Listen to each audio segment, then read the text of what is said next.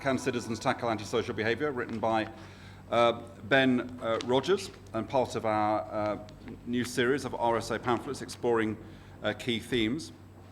One of the newspapers this morning referred to this as a big society initiative, and if I say that I think the RSA is the big society think tank, don't worry that that means that we're losing our political independence.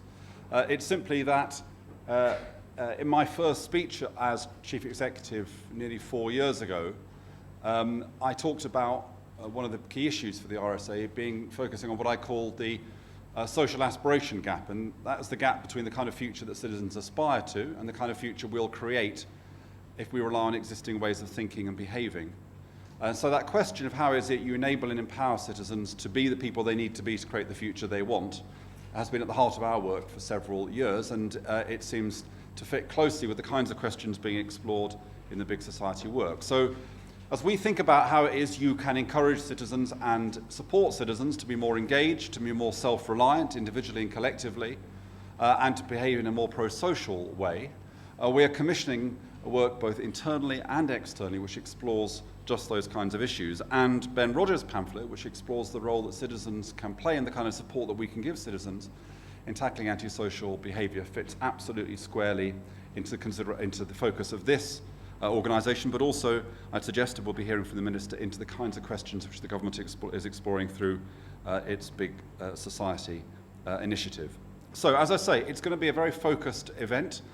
We've got 4 speakers who are going to Ben's going to talk about his work. We're delighted that Nick Herbert will be the Minister for Policing and Criminal Justice. We're responding. And then we'll also have expert comments from Adrian Hanstock, who's Acting Commander for Neighbourhood Policing and Antisocial Behaviour in the Metropolitan Police, and Jane Atkinson, who's Founding Director of Diffuse, which is an organisation which does some of the training which Ben advocates in his report.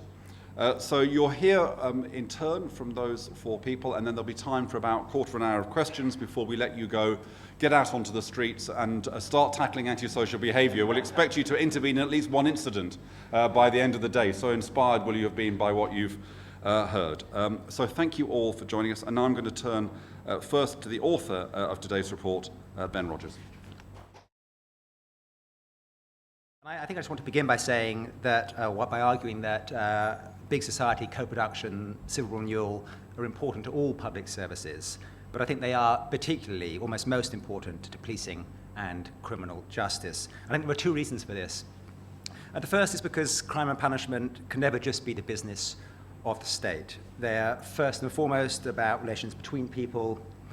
So when a crime is committed, the wrong is done not to the state, or not first to the state, but to individuals, and the harm is felt by their family, friends, and neighbours. Likewise, when the criminal justice system or the police treat people unfairly or in a heavy-handed or neglectful way, this is felt really very directly by the citizens involved and experienced as a grave wrong. So any process that marginalises people from the criminal justice system, any process that gives them only a walk-on role, is bound to be resented and mistrusted. So that's the first reason why the big society citizen involvement is so important to the criminal justice system. The second reason is just we know from surveys that if you ask the public which services they'd be most interested or most willing to get involved in, the answer is absolutely loud and unequivocal. It is the criminal justice system. It is services involved in preventing crime or dealing with the harm done by crime. So I think those are the sort of 2 reasons why this agenda is so important for the future of the police and the criminal justice more broadly. Despite all of this, however, I think it's fair to say that the Criminal Justice Service has a sort of mixed record when it comes to engaging and involving the public. We have a jury service in this country, which is even older than the RSA, but a legal system that was really serious, I think, about engaging citizens would not treat jurors in the way that we tend to treat them. We have lay magistrates, but I think there's no disrespect to lay magistrates to say that they're really more like sort of unpaid professionals. I mean, I doubt very much that most people who go before magistrates are even aware that they're volunteers rather than professionals. I think we have, over the last few years, made some real strides in neighbourhood policing and getting the public more involved in that and in community payback. But my sense is that these have quite shallow roots. What then might the priorities be for creating a more empowering and engaging system? I'll mention 6. As I was reading through this morning, I remember that I once read that no organisation should ever have more than 4 priorities. But there you go, I've got 6. One priority would be making sure that neighbourhood policing and community payback do not fall victim to the cuts. So as I said, I think their roots are quite shallow, and it's important that they're protected. I think the second would be mainstreaming restorative justice. If nothing else, I think the evidence is pretty strong that it does increase victim satisfaction with the criminal justice system. A third priority will be to make the most of the potential of new technology, to empower the public by getting information online and finding ways of allowing the public to share what they know. Fourth priority would be greater local accountability of the police, whether through directly elected commissioners or, I admit my preferred option, greater accountability to local government. Finally, or penultimately, I strongly feel that there's a need to complement neighbourhood policing with neighbourhood-level courts to deal with antisocial behaviour and sort of low-level crime. I mean, a level of institutions much more local than magistrates' courts have become. I've written before about the Chard and Ilminster Justice Panel, which is a panel made up of local volunteers trained in restorative justice, which deals with cases of low-level crime and antisocial behaviour. The police, the housing services, and other local agencies refer cases to it, and it's helped address what was a real resentment in Chard and Ilminster that somehow that area of Somerset had been abandoned by the criminal justice system. My 6th priority, I'm afraid, is, of course, investing in my proposals set out in this paper. So I'll speak to those very, very briefly. My main proposal is pretty simple. It's just that we should, we have a problem in this country with antisocial behaviour. So crime has fallen. People are less concerned about being a victim of crime than they were. But the proportion of people reporting antisocial behaviour as a major issue in their area has not fallen, though I do acknowledge it's just begun to fall in the most recent British Crime Survey. And we know, moreover, that this is an absolute priority for the public. So if you ask the public what are they most concerned about, or where do they most want to see action taken in their local area, it's always antisocial behaviour. And we also know that as a nation, we're particularly unwilling to get engaged, to intervene. So there was a study done a few years ago which showed that 60% of Germans say that they would intervene to stop a group of 14-year-olds vandalising a bus station, but only 30% of Britons say the same. Finally, we know that this is an issue about young people, both in the obvious sense that it's generally perceived to be young people who are perpetrating antisocial behaviour, but also in the sense that actually young people are the people who are most concerned about it. And that's not that surprising, actually. We think that young people spend more time than older people, in public space.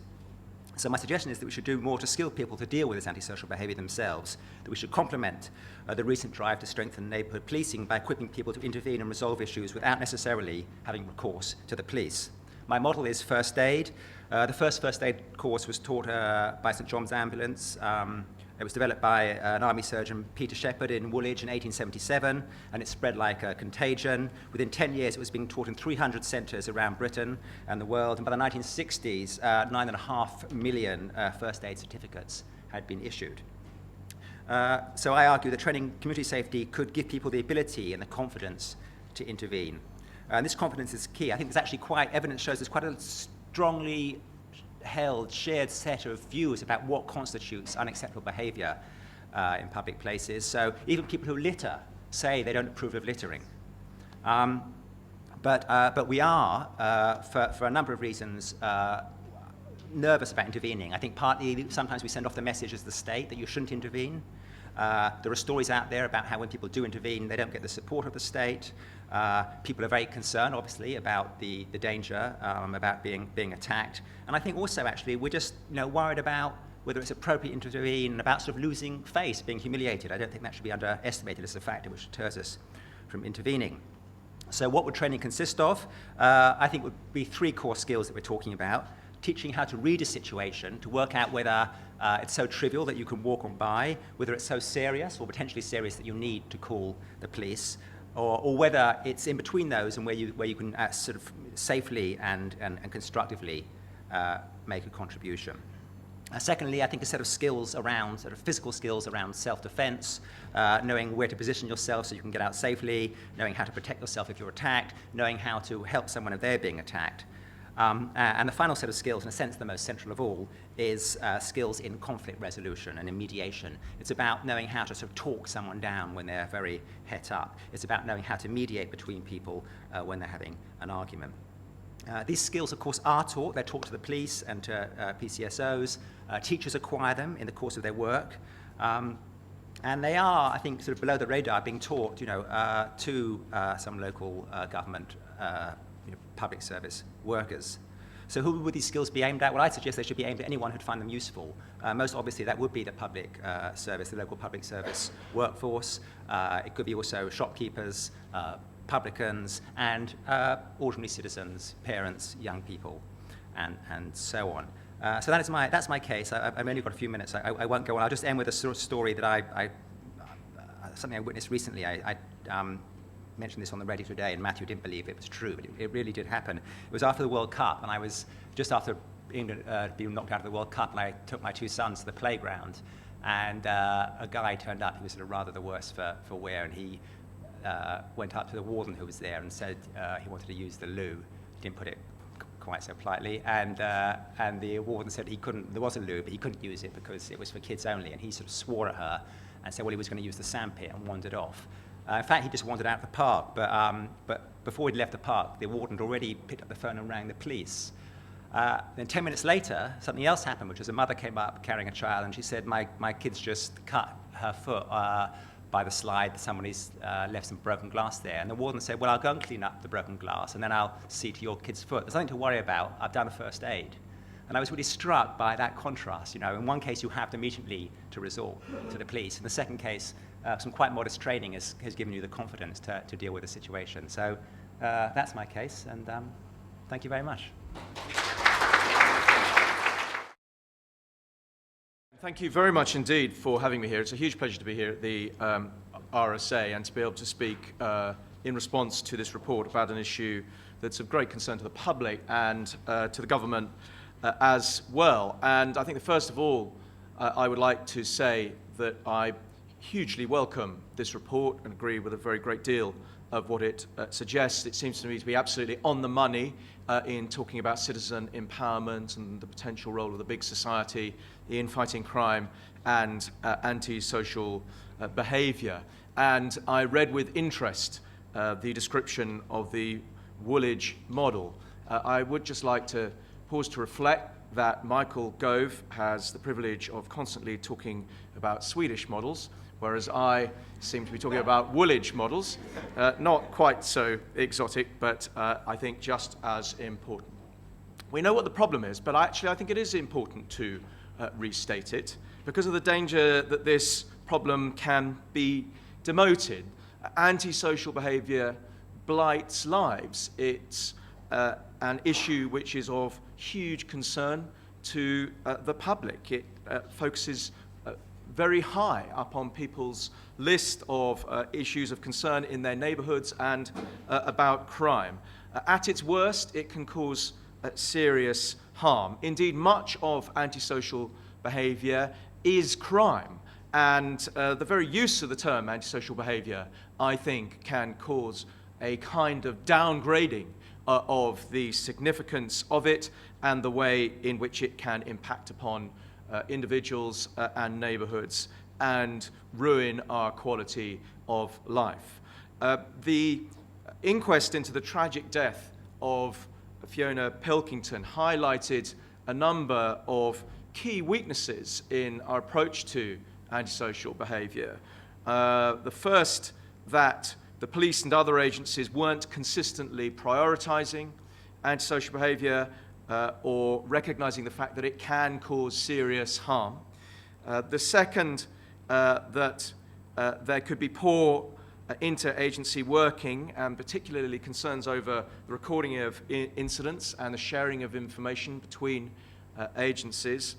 And the third was that there was a complex set of tools and powers with varying uptake by practitioners and understanding. And those, I think, are all three issues that we need to address.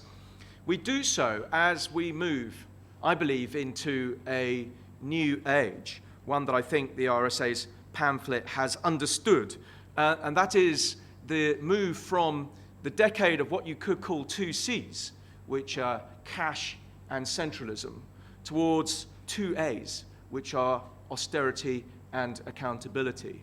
We have seen, I think, the passing of the age where the response of government could be to throw money at any problem.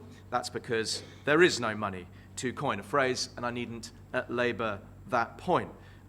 The driving imperative now in all aspects of public policy will be to ensure that we can deliver value for money and more from less.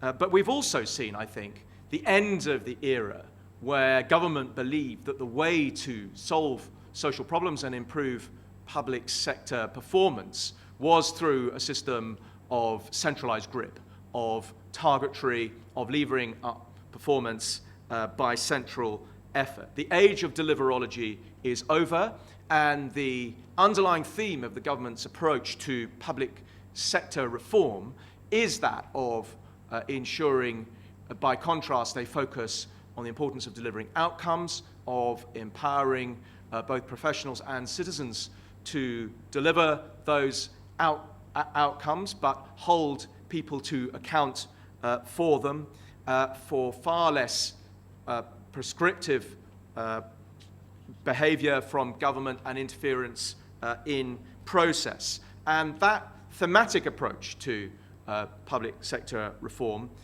should make us reflect on whether we have the right approach now, it seems to me, to this key area of volume crime and antisocial behaviour as a component of that. So I think the first thing that I'd like to say in terms of a different approach is that in relation to policing in particular, we want to move from a system where we have seen a form of bureaucratic accountability exercised over policing to a system of democratic accountability. Again, a fundamental shift. And we're going to be talking about that a bit more over the next few weeks and setting out our proposals formally.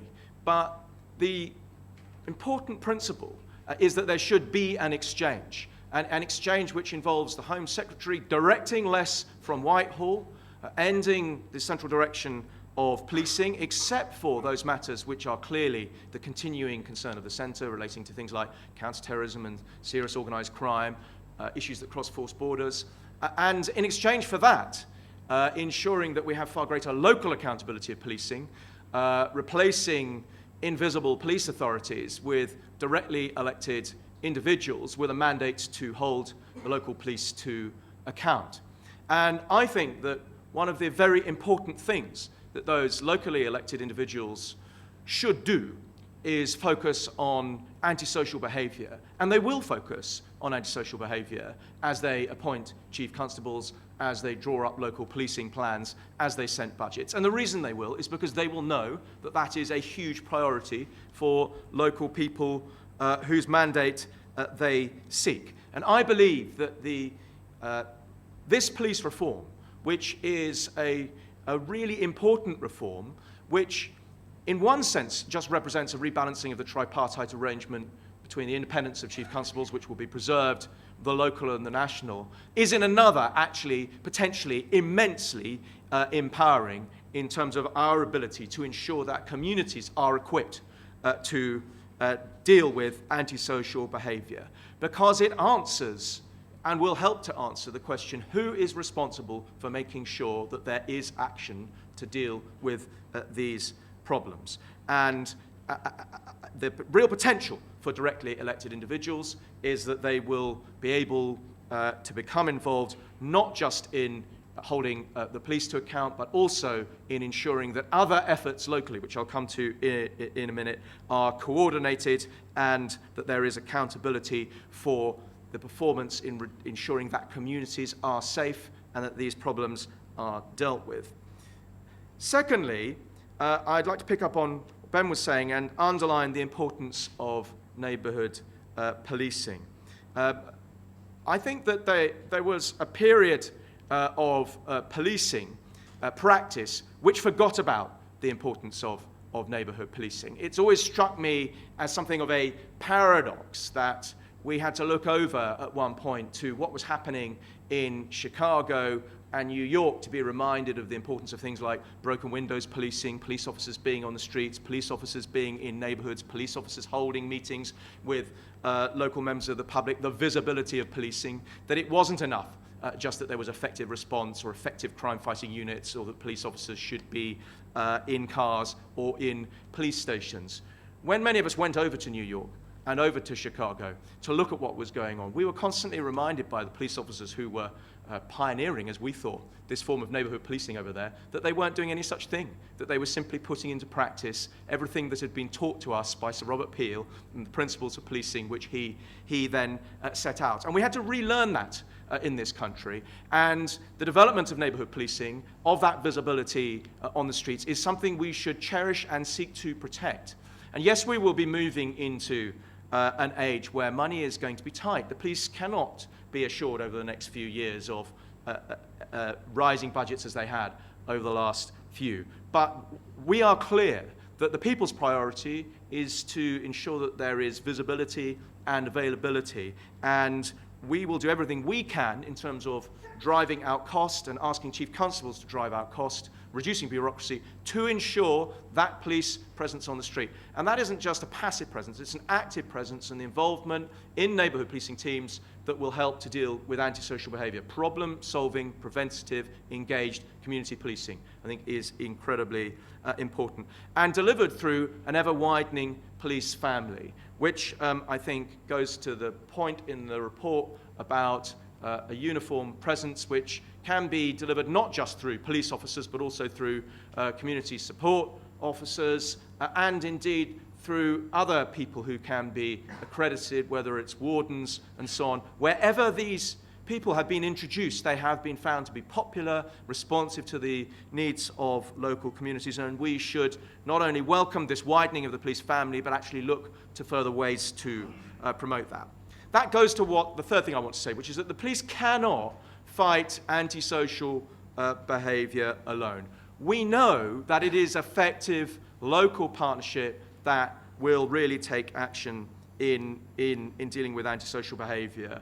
Anecdotally, I know from my own constituency, in leafy, quiet West Sussex, there is, some of you might be surprised to know, antisocial behaviour even in my part of rural West Sussex. At one point, I had villagers from one particular villager coming to me saying, the police aren't doing anything about antisocial behaviour in our village. We have some problems here, we know what they are, we know who's causing it, we want the police to take action. It was only actually when we got the community to sit down round the table with the local authority, with the agencies, with the housing association and with the police that through collective action we were able to ensure that the problem was dealt with.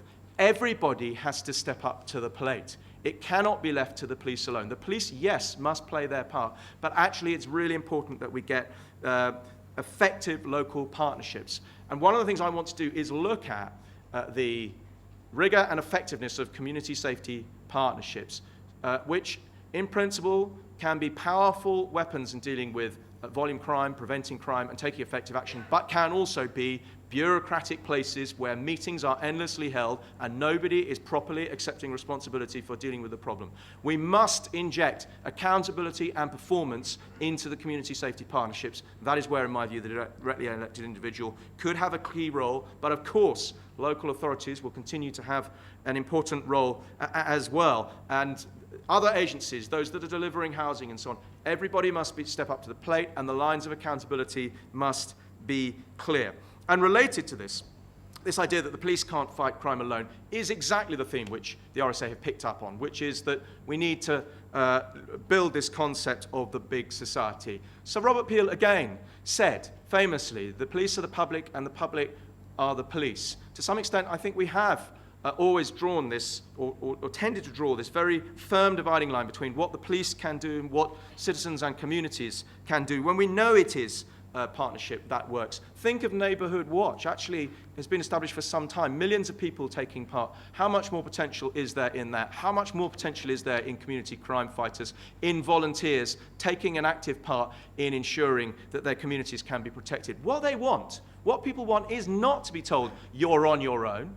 You know, the police can't do it all, you're on your own, and so on, have a go. That isn't the message at all, and it's not the message they want to hear. What they want to know is, when they've got concerns, there is somewhere they can go, and it will be dealt with, and they can play a part in dealing with it, but they want action and response on behalf of the agencies too. This cannot be about the agencies and governments stepping back. It has got to be about agencies and the government stepping forward and saying to citizens and communities, step forward with us. That's the importance of the message. It can't be a message of withdrawal on the part of the government. Fourth, I just want to pick up on Ben's message about the importance of an effective criminal justice system. I have a foot in the Home Office, but also as a minister in the Ministry of Justice.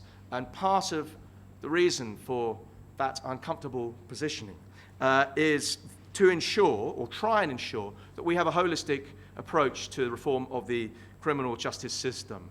I spoke about this a couple of weeks ago. I believe that there is a chain of justice, and there is no point in focusing on a single element of the chain. In my view, every chain is broken. But unless we have effective early intervention, unless we have not just effective prevention and enforcement, but then an effective court system too, effective and far more rigorous community disposals, a penal system which actually focuses on driving down reoffending. Every link in the chain needs to be repaired and needs to be joined up. And we need some real rigor in the approach that we take to all of this. Rigor in enforcing fines. Rigor in community sentences and ensuring their completion. Moving to systems of payment by results. A real radicalism in how we are tackling reoffending. The engagement of providers and the third sector in doing that. The government has a really exciting reform agenda, which in my view can deliver where the last few years have not. Because the paradox again is that we've actually seen record sums of money spent on the criminal justice system. We have one of the most expensive criminal justice systems in the world, and yet it is, to use Tony Blair's phrase, still the public service that is most distant from the public and what the public want. And I don't believe we have anything called a criminal justice system. It is, in fact, a dysfunctional system. What we need to be moving towards is an ambition to create a criminal justice service that people can feel is actually delivering a service for them. Finally, specifically, on just picking up on the issue of powers and whether the police and agencies have sufficient powers to deal with antisocial behaviour, a problem picked up in the Pilkington case. We are reviewing the powers that are available to agencies in relation to antisocial behaviour. Their effectiveness, their use, whether they need to be expanded. And we welcome views on that. We want to launch a big public consultation about that reaches out beyond the agencies to the public themselves. What more could we do in terms of formal empowerment to ensure that the tools in terms of civil remedies linking through to criminal sanctions are available? What we want to do, of course, is try and ensure action that prevents the slide into the criminal justice system, that ensures earlier intervention without finding that offenders start that process through the chain, which can be so difficult to stop. So a formal review of antisocial behaviour powers, and in particular, and related to that, a toughening up of alcohol licensing provisions. Again, we're going to be consulting about that. All of this will feed through the reform of policing, reform of licensing provision, reform of antisocial behaviour powers into the Police and Social Responsibility Bill, which we will introduce in this session later this year. And the fact that that is a first session bill, is a reflection of the priority which the government attaches to this issue. So I end where I began. Antisocial behaviour is a serious problem. Yes, there are other serious issues relating to criminality which we cannot escape from, whether it is the ongoing threat of terrorism and the need to ensure an effective CT response, whether it is serious and organised crime, which the Commissioner highlighted yesterday. All those things are also things that the police and agencies must deal with. Do not let us forget antisocial behaviour which blights lives, and we are absolutely determined as a government to ensure a more effective response to it. Thank you. Well, good morning, ladies and gentlemen. I find it always reassuring following an academic and the Minister that if every word that's on my sheet has already been said, I'm at least at the correct meeting. But I think it is absolutely relevant. There is so much synergy from what we've already heard and what we're already doing, because the key point I think I would make, and I'm very conscious of the time that we have this morning, so happy to stay beyond. We're not starting this from a zero position. And the one thing I would say, particularly in London, is 70% of our 2,000 locally set priorities are tackling antisocial behaviour and those quality of life issues that are affecting neighbourhoods in the capital. The three things that I think we need to focus on as a service, though, and in no order of these, I think all of them together, but in terms of us focusing back to a more streamlined approach and picking up on the point that bureaucracy shouldn't be the thing that drives our work, I would suggest that the critical activity that we need to work on is improving community confidence and public confidence. The police have a role in this, but I think this goes for all public services, and when I come on to the collaboration, I think this will be more relevant. What we do know is that effectively tackling crime and antisocial behaviour reassures communities. More importantly, though, is the engagement that we have with them, how we listen to communities, how we show that we're effectively responding, and how we shape and tailor our services to make sure that we have got that effective response and connection. It's absolutely vital that we improve safety, and there's so many elements to that. We have got to balance those visible volume crime issues that happen every day in every street, in every city, but similarly we have the element of what I would call the invisible protective services that we've already heard from the Minister. We do have to provide capacity to support vulnerable victims, people who suffer from sexual offences, child abuse, domestic violence and hate crimes, as well as countering the threats from terrorism and organised crime, which we've heard much of over the last few days. That has got to be a balance, and that's why it's absolutely relevant that this can't be the police alone who tackle the issues that are affecting people's day-to-day lives. To do both of those things, though, to restore and improve confidence and guarantee safety, I think the third element is perhaps most relevant, and that's about improvement. We know that our services have got to get much more streamlined and sharpened, and that's true for everybody, whether it's in business, in private lives, or in public service. We're in a situation that's unprecedented, and so we need to be much more attuned and focused on what our core activity is. The way that we're improving in London, again, is to look at how we reduce demand, making sure that issues that are being brought to the attention of the police are more relevantly focused and dealt with in collaboration with partners, so that we're already working and sharing proper intelligence, proper systems to make sure vulnerable people don't slip through the net and that they are given the support at the area that they most require it. And that will include issues such as appropriately signposting people who are affected by mental health issues, those who are vulnerable from issues in their neighbourhoods that can be dealt with through local authority interventions. We have to sharpen up some of our skills. We invest in a lot of effort and training in our staff around tackling antisocial behaviour. Our police community support officers have a critical role in this, in being the local visible eyes and ears on the streets. I remember 20 years ago as a trainee police officer asking, what is it we do to reduce crime and antisocial behaviour in one of our training debates?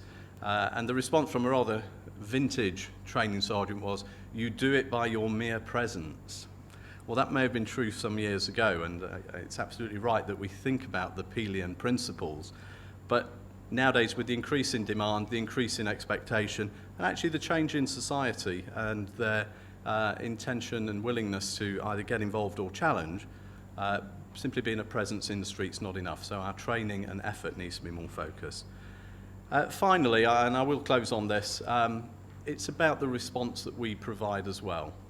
We need to be able to respond effectively and quickly when the circumstances demand.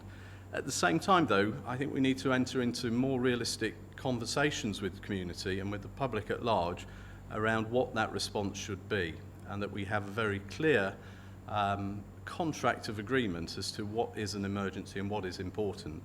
For us to be able to be there and available for those who are truly in peril means that we perhaps have to have more negotiated agreement as to when we will deal with other issues. And if I make a final analogy, it would perhaps be like some of our health service provision. If you rang the doctor and said, "I'm suffering a cold, can you come and see me?" it's unlikely they would turn out and do that. Some of the issues that we deal with in terms of crime reporting and crime solving might not need the immediate attention and visit of a warranted police officer, and we ought to be able to develop more meaningful approaches to how we understand what's happened to communities and individuals and provide a suitable response, and that's the work that we're doing. The final thing is, that I would say, is the way that we're strengthening our community teams. Recognising that the demand and challenges on us is ever greater, we need to certainly reinstate and reinforce neighbourhood policing teams, and I think many of you will have heard this stated over and over again, not least from government, but certainly from the Commissioner, that the bedrock of our engagement with communities and the opportunity to improve confidence and safety is through neighbourhood policing, and we will be reinforcing and building on what we've seen great success over the last 5 years, certainly here in the capital. Thank you.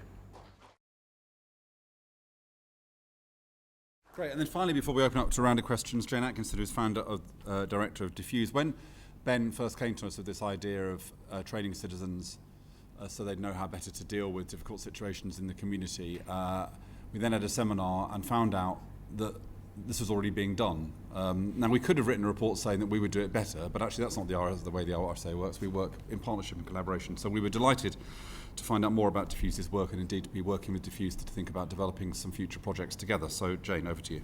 Thank you very much. I'm much aware that we've only got 2 minutes and you want some time for questions, but I hope you've all got a copy of this, which we put outside.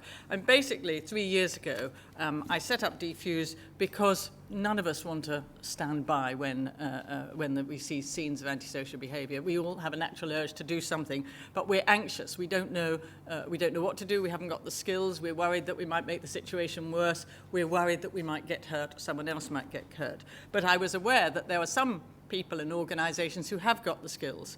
And so I asked the question, can we liberate those skills? Can we get the skills, for example, from the Met Police, who've got lots of skills, adapt them for us, the public, and teach them in exactly the same way as first aid training is taught. And so we've developed a range of programs. We've got Diffuse Community, which is for anybody and everybody, for the public.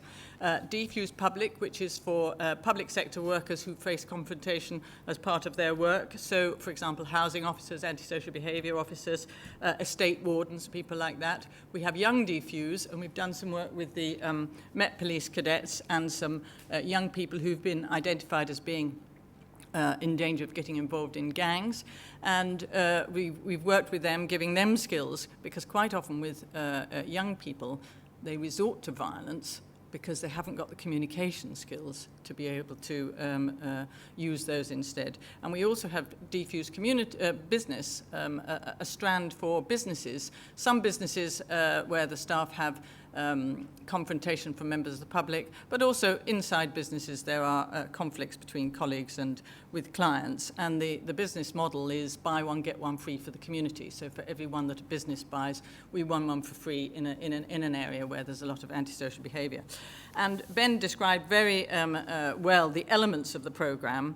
The first element is about assessing risk, which we all do in a way, but actually it's a good idea to do it more systematically. So, for example, if you're in your house and you see some kids bashing up a car, the natural urge is to rush out and do something. But actually there's a lot you can do from within the house. Open the window, talk to them, call the police. You don't have to go rushing out, but it's still making a response.